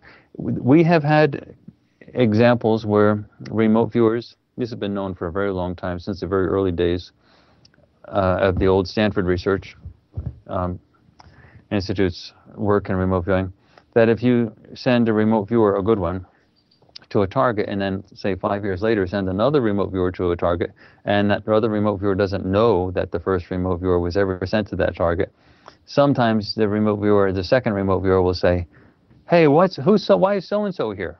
He's standing behind me." Joe McMonagle, I believe I've read Joe McMonagle has had that experience himself, perceiving Ingo Swann standing behind him. And so that type of thing does happen. And we've had, in fact, those types of experiences as well. In terms of the Great Pyramid of Giza, our most recent project, the pyramids were a result of extraterrestrial involvement in what looks like a prison system, where they set up a system that was a slave-master relationship among humans that was very different from the Atlantean stuff and very different from where we are today. So it looks like they were trying to divert humankind to evolve in a strange way. There's a theory about how that actually works out. But the point is that one of the things that happened during the project was that Dick Allgaier, for example, was remote viewing the mining of the large stone blocks, the large 80-ton stone blocks. And that was done not with crude chisels and hammers, which is sort of preposterous in the first place, but it was done with energy tools that literally cut the stone blocks out of the quarry walls, producing liquid rock on the sides, which is why those stone blocks are so straight. You can't even put a human hair in between the stone blocks when they're put side by side, and they're, it's perfect construction. And so what happens was that when the machines were used to cut the stone blocks out of the quarry walls, they liquefied the rock and produced very toxic gases. You can't, for example, survive standing on the edge of a volcano with all those toxic fumes coming up. Volcanologists actually do that, but they have suits with their own oxygen tanks and so on. They don't just breathe the air. And so we would have died instantly. So what basically happened is that the miners that were used for the mining only, not for the assembly of the pyramids, but for the mining, were actually clones. They were genetically engineered beings with very minimal intellectual capabilities. And they were designed to withstand those toxic mining conditions a little better than normal humans like you and I would have. And in addition to being genetically different, they also wore some protections, some face masks that had eye protection and filtration. But when Dick Algar saw that and described those clones, it was curious to him, so he followed them back to where they were being grown, a crop. And he found fetuses in containers and so on, and an extraterrestrial that he called the praying mantis lady. And she, a lot of extraterrestrials have advanced telepathic and perceptual capabilities. She saw him right away. And basically she was not amused. And she said, it's very interesting that you human can do this, come here and see what we're doing, but like, this is none of your business. Get the blankety blank out of here. So she was not pleased at all. But she was like an overseer, a caretaker, that type of a thing. Anyway, so that type of thing, sorry for the long answer to your question, but that type of thing actually does happen. I think that's very interesting. So is that an entanglement that's permanent? It sounds like it would be. Yes. Oh, wow. So I wonder if... Once you remote view a target, you're permanently part of that target. It's very interesting. So what about his connection with her telepathically? Would he be telepathically connected to her from now on?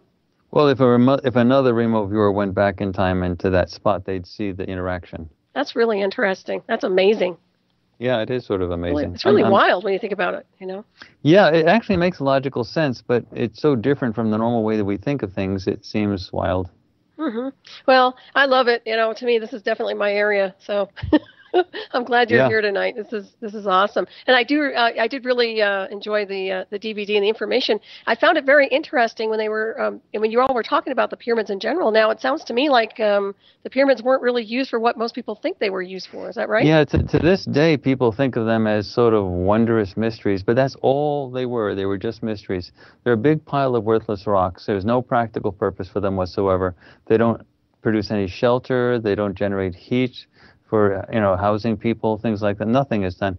They were part of a brutal project in a human society that was organized as a slave-master relationship that essentially was like prison. And my interpretation of it is that it's like prison do work. When someone goes to prison, they're given sledgehammers by the guards and say, go out and crack those rocks. And at the end of the day, they're too exhausted to think of anything else, so they just go to sleep. They don't think of revolt or escape.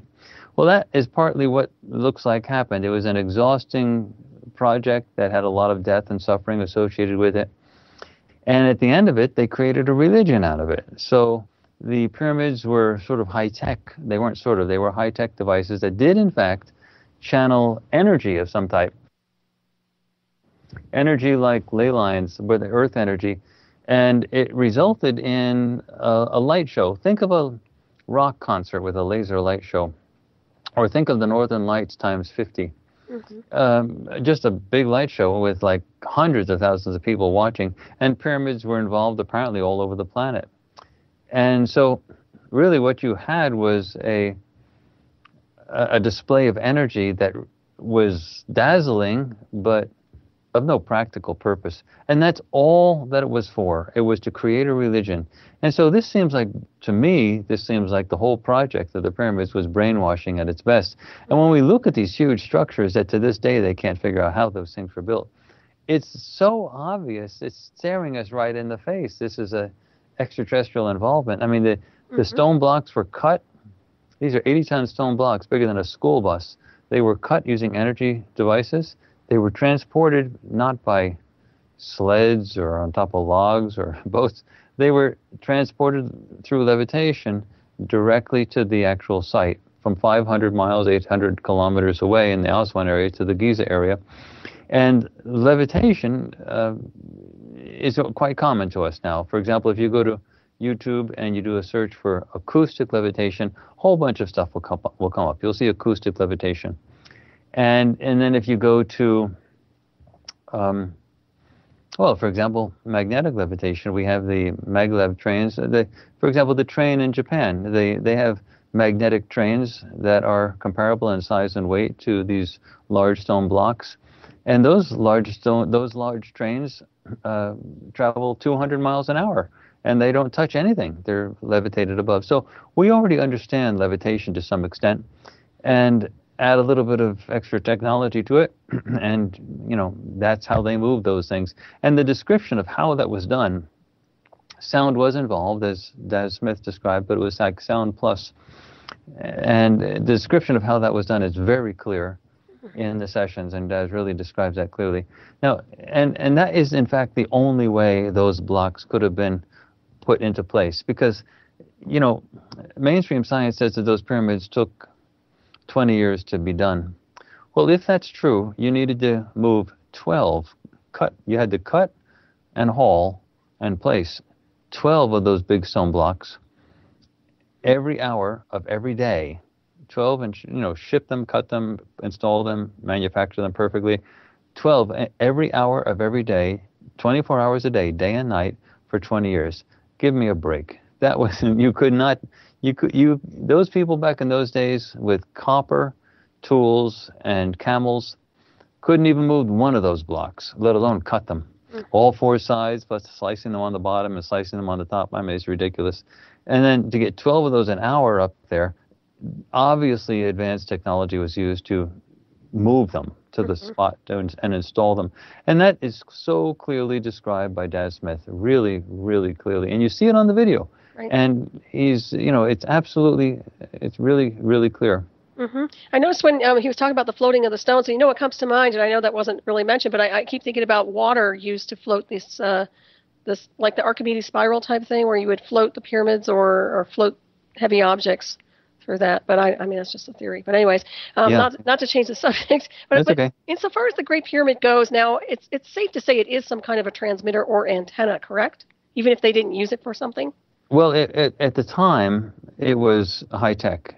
At the time it was used, it was high-tech. It was quite polished, quite shiny. It might have even had a metallic coating on it. Okay. And it did channel energy across pyramids, meaning there was like lights and a lot of energy floating. So yeah, it did do that type of thing. Okay. Yeah, because I keep thinking that it must have been used for something besides, just nothing. No, Solaris, it was just a light show. It was just a drag.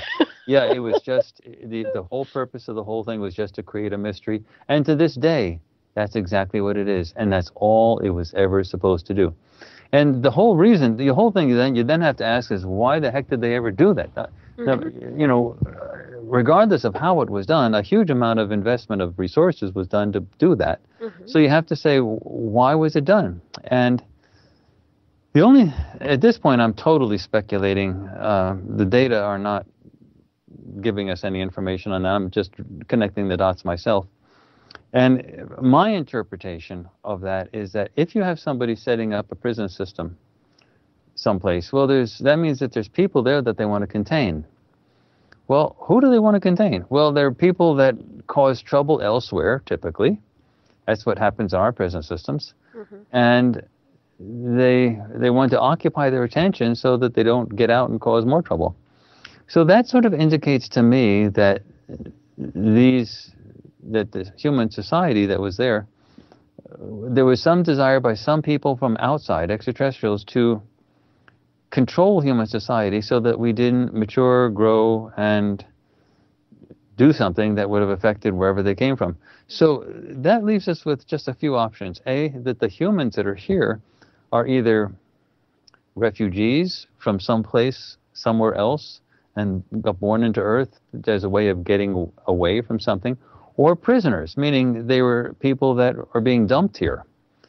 And the evidence for that is that with the Atlantis project, you had civilization that grew by itself without any type of extraterrestrial manipulation, and it looks just like ours. And then you have ours, and it looks just like theirs. I mean, it's the same type of buildings, architecture. They even had uniforms that looked like our uniforms. I mean, so there's sort of some type of collective memory of what we like to grow into. The pyramid days is totally an anomaly. So it's almost like we look like where we came from, And the Pyramid Project was a way to get humanity to not remember that, to get us hooked up into a religion, have architecture that doesn't look, worthless architecture that doesn't look at all like the type of buildings we would normally do and stuff like that.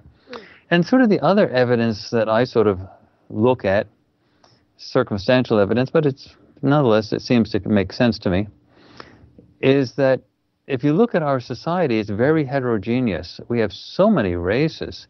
And if you look also at the people that are here, we have so many brilliant people. There's such a high concentration of artists, inventors, things like that. I mean, it just the concentration of really sort of people that like to, you know, shake things up. Rock artists, I mean, musicians. I mean, it's there's just you turn around and you find people trying to shake things up. I mean, you see them on street corners and everything. Well, what if you're a society that lived on a stable planet, not a ball of a molten rock, but some stable planet for say 1 million years? And basically everything that was going to be invented was already invented and everything was sort of settled. The last thing you'd want on that society is a bunch of rabble-rousers coming in and wanting to shake things up. Mm-hmm. So I can see that a lot of very creative people would have been dumped here from other societies. Because you see how our societies are. We get sort of set in our ways and we reject people that come in with new ideas. And so it's not unlikely that that happens elsewhere. So if you wanted people to sort of get out of your hair, dump them on Earth. And also you could have things where there was conflict somewhere else. And, you know, people might flee to Earth because it is an 8,000-mile diameter ball of molten rock. So it's not an ideal place to have a long-term civilization. So this would be a place to come as of last resort. This planet's really perfect for like a botanical, a zoological type of garden. But it's not good for people with buildings and structures. I mean, we can do fine for 10, 15,000 years, but then something's going to come along and wreck it. So it's not a good place for a long-term civilization, but it's a great place for plants and animals. So this would be sort of a planet of last resort, which is why I started to think refugees might come here. Anyway, that's sort of my theory about it, that what basically happened is that something happened elsewhere. A lot of people came here. And then the authorities, who realized that a lot of people were escaping here, took advantage of it and said, well, let's keep dumping people here. And so it shifted from a refugee place to a prison place. And then they set up the guards. They set up the prison system and said, let's control these people by having them build these things and create religions, some things that so they won't remember where they came from. You know, in a sort of not too far-fetched reality, you can sort of say, well, if we were allowed to develop long enough without disruption, then we might remember what happened to us, and we might remember things like who killed us, who hurt our families, who took our property. We might want reparations. Right. So, yeah, I mean, there's a reason why prisons are set up, so that people don't do things like that. So that's sort of me connecting the dots. Again, the remote viewing data don't say that, but it sort of is an interpretation that I sort of look at as sort of saying, it sort of makes sense given what we do see. Right. Well, it's a parallel of what we're living today, too. It's all about control, manipulation, and a lot of what I would call brainwashing. And then, you know, that's a good point. That's a good point. And you know, people repeat themselves. So if we're doing that to ourselves today, why wouldn't that have happened elsewhere where we came from? Yeah, it's very interesting. Well, everything you've said is just kind of like correlates between this, you know, that timeline and this one. So who's trying to call the shots is really, I guess, the question. And why are they trying to keep the collective and consciousness shut down opposed to higher consciousness and infinite, you know, advancement, I guess I would say. Well, there appears to be a tension with regard to that. And it appears to be, given the amount of extraterrestrial activity that is reported near the planet, it seems to be that this is the biggest show in the universe, or the galaxy at least. And a lot of people are watching. So, you know, if we are a dumping ground for a lot of other places, then you have a very high concentration of unusual people here. And it would be a very great spectacle to see us become self-aware, to stand up and survive. Actually, we also have another characteristic, that is, when you are born as a human, you have great limitations. You don't have easy access to telepathy or perceptual things like remote viewing. Whereas in all the so-called UFO abduction literature, it's clear that the ETs do have that. So what we have is not something bad. What you have is limitations. So the ETs undoubtedly think of us as the masters of limitations. And in a very interesting way, one of the reasons that we must be such a spectacle for the entire galaxy is that people under oppressive situation elsewhere could then say, if humans could do it, given all of their limitations, then anybody could do it. So, and the reality is that what happens here on this planet over the next few years will mean a great deal to beings everywhere. It'll be a huge deal, not just for people on the planet, but everywhere anyone lives, no matter what civilization, what planet they're on, they'll be able to look to Earth and say there is hope. If the humans could do it, we could do it. And I actually do believe that time happens in the future, where people actually seek us out in time and space to see if we were really real. That this is such an unbelievably crazy story that humans with such limitations could have done this. It'll be sort of like a Robin Hood type thing. Did Robin Hood really exist? Did the humans on this planet called Earth, did they really exist? So I actually think that in the legends of the future, humans on Earth are a huge part of the stories that kids are told at night. I tend to agree with you on that one too. And insofar as the pyramids go now, what about the pyramids of Mars? Is there a correlation? That's a great question. We don't know. You know, one of the things I've learned is I'm sure there is, but we don't have any data on it. So one of the things that I've learned is to never speculate, or actually to never talk authoritatively about things that I really haven't done. We really don't have a project on. So we've never actually looked at the pyramids on Mars and found out what they were used for, if there was a similar type of process going on, prison type thing, or if it's that, you know, how did they come up with the pyramid idea in the first place? Maybe they were playing with it on Mars and they said, let's try to use it on Earth. I mean, I have no idea, and it would be a nice project one day. Yeah, I'm thinking maybe you guys should do that then. Yeah, one of these days we might, but you never know. We never talk publicly about our projects. We have another project ongoing right now. Sweet. And we have, you know, total silence on anyone. No one can ever hear anything about it until it's all done. But that should be done in a couple months, so you don't have too much longer to wait. Excellent. I'm looking forward to that. I'll have to have you back when that's completed. Yeah. Well, I was going to ask you, have you guys tried to look down the road and see the future of mankind? I mean, insofar like the time machine, maybe a couple hundred years, to see if we make it or become extinct? Well, remember that we live in a realm of multiple realities, parallel realities. So it's absolutely impossible to say, do we make it? Right. In some realities, we undoubtedly do, and our legends of the future that people all over the galaxy look at and say, wow, humans are amazing. But undoubtedly, there are some realities where everybody dies off. So right. You know, there's no such thing as a single future. And, you know, that is very important to remember, because so many people get discouraged when they talk about looking for proof of remote viewing and tie it to the idea of predicting some future event with remote viewing. They don't understand that proof of remote viewing has already been established with respect to past and present targets. Future targets carry a whole nother thing. It's not, so if they're saying if remote viewing exists, predict X, Y, and Z in the future, they're not understanding the complexity of it. Remote viewing the future is different from remote viewing the past.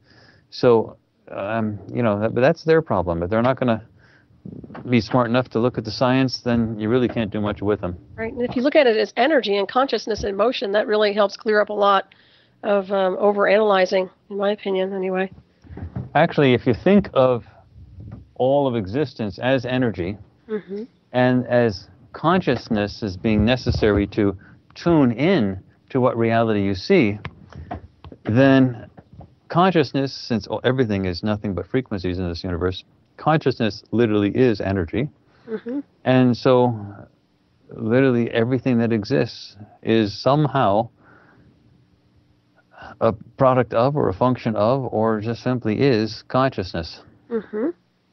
But that's we're not there yet as a society, but we seem to be moving in that direction. Right. It's very simple. It seems like the equation to life and everything is very, very simple, yet people put a lot of obstacles in the way.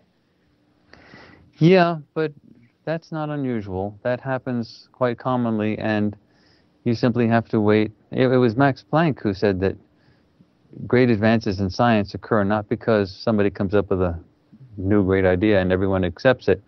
Great advances in science happen because of generational replacement, meaning people who were introduced to new ideas when they were younger have to replace, through the birth and through the retirement and death process, they have to replace the people who are middle-aged who had their awakening when they were graduate students. So you really have a generational replacement issue.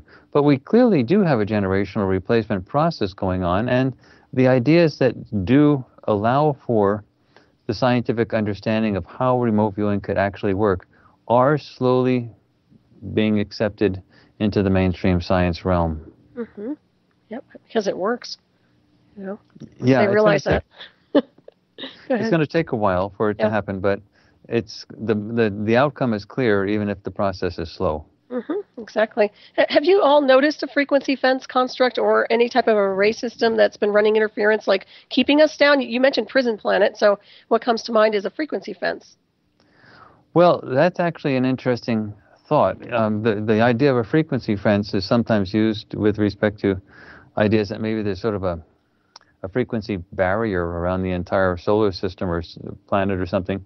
I really don't know about that. We haven't investigated that. However, the idea that there might be still sort of negative extraterrestrial involvement causing trouble is possible, because the extraterrestrials that were involved in building the Giza pyramid apparently were disrupted with another benign extraterrestrial group that came in after, near the end, just before the last of the pyramids were finished. Mm-hmm. And apparently chased off. We don't have any evidence in our data of a space battle, so it looks like they were just chased off. And then this group looked like you and I. They looked very much like normal us.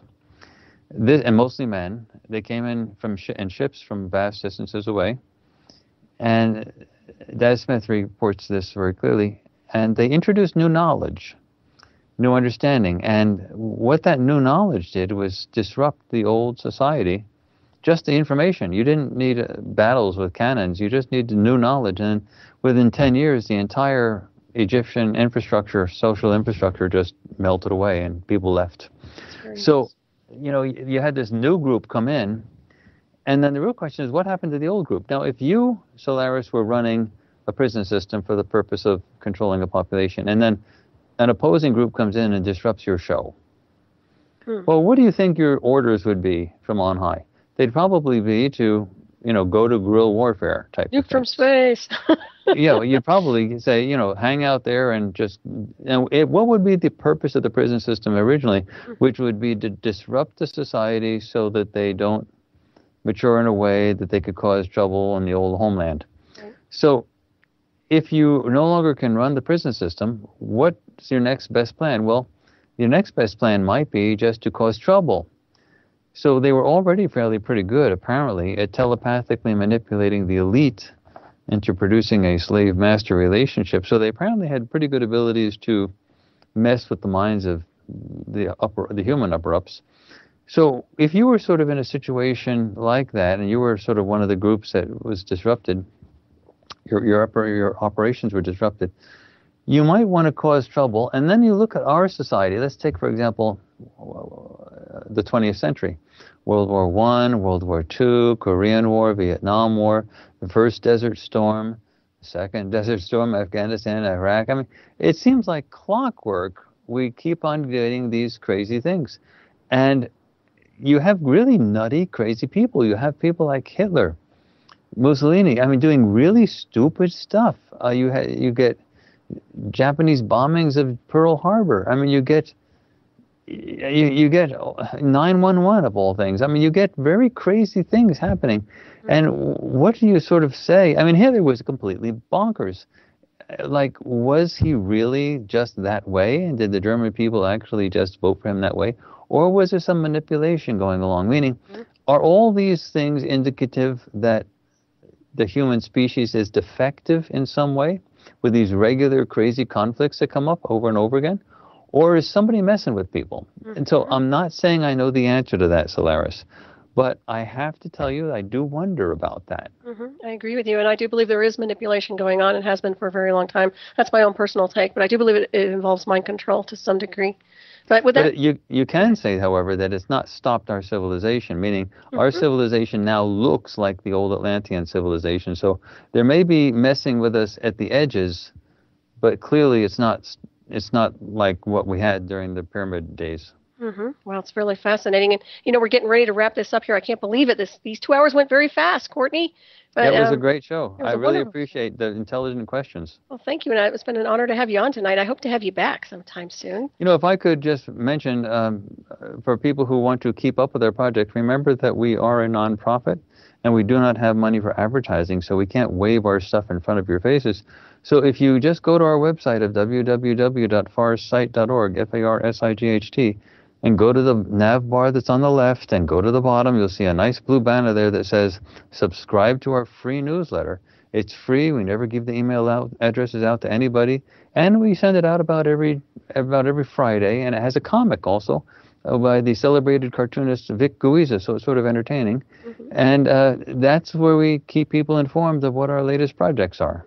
It's a great site. I love it. I recommend people check it out, and definitely do what you can to support your group because you guys are awesome. Without doubt. And before we wrap this up, I don't know if I have a chance to mention this or not, but you are finished with the Pyramid Project, or are you going to go back and look at that at another point, or no? For right now, we're done with it, and the documentary is available. You get links to it. It's a video on demand or as a DVD right on our website, and there's also a 40-minute announcement video that's right on the home page of our website that has 25 minutes of the documentary in it. The whole documentary is an hour and 45 minutes, but we wanted to show people some of the verifiable elements where the Dick Allgeier is describing the pyramid itself unambiguously, calling it a pyramid, and Des Smith is describing the movement of the large stone blocks, calling them large stone blocks, and in such realistic detail. It's the remote viewing, honestly, is as good. The descriptions are as good as if the remote viewers were there and saw it with their own physical eyes and then trying to describe it afterwards. It's really, you have to see it to believe it. And so once you watch the announcement video, which is free, it has a lot of background. Then if you watch the full documentary, it's worth every single moment of your time. Absolutely. And it's on Amazon.com, the documentary. And also you can download it too, right? Yeah, it's a video on demand that we offer through Vimeo. Very inexpensively, $12 to rent or $15 to buy forever, or as a DVD that you can get through Amazon. That's excellent. Yeah, I recommend everybody check it out for sure. And do your remote viewers do they know if they have any type of alien implants or anything like that? No, we don't know anything about that. I have no knowledge about that. Just curious if they were ever contacted by maybe an extraterrestrial or had any abduction or experiences like that as contactees. It's a good question. I don't know the answer to that. Well, that's okay. I just thought I'd ask. I'd throw it out there real quick. And also, did they come from a background of having any natural telepathy or being natural psychics at all? Well, being a natural psychic doesn't hurt, of course, but really the really great two things are persistence and dedication to the study of the procedures themselves and having artistic capability to being able to draw. So those are the two big things. It's not so much whether one is a natural psychic. It's how hard they work at it and how good they are as artists. It's awesome. And you are an artist as well, is that right? Yeah. Well, when I realized that the art was such an important component in remote viewing, years back I started to really focus on my own art, and now I have a lot of art. That's awesome. Do you do paintings, custom paintings for people, or no? No, I do my own stuff. Since I don't rely on art for earning an income, I just do my art for myself. So but I post it on my website, my personal website, CourtneyBrown.com, and I also post it on my Facebook pages. And people seem to like it. They follow it, and so they repost it all over the place. And so that's wonderful. It's sort of nice to have a sort of second type of hobby that is getting some recognition. Oh, absolutely. Yeah, you're quite talented without a doubt here. We've got about a minute left, and if there's anything else you'd like to mention before we check on out of here, feel free. Just one thing. Remember that when you're doing this, you're going to be talking with other people about what you've learned about remote viewing. I would just recommend to everyone not to expect other people to automatically just say, okay, it's okay. That'll be new for everybody. And the most important thing that anyone can do is to actually see the evidence of the remote viewing and the results with your own eyes, and to trust and believe your own eyes, not to rely on other people to tell you what you can or cannot believe. So this latest documentary, The Great Pyramid of Giza, is specifically designed to allow you to literally do just that, to see with your own eyes, so you don't have to wait for any authority to tell you what you can or can't believe. Excellent. Thank you, Courtney. Thank you, everyone, for listening. Have a great week. Thanks, Keith.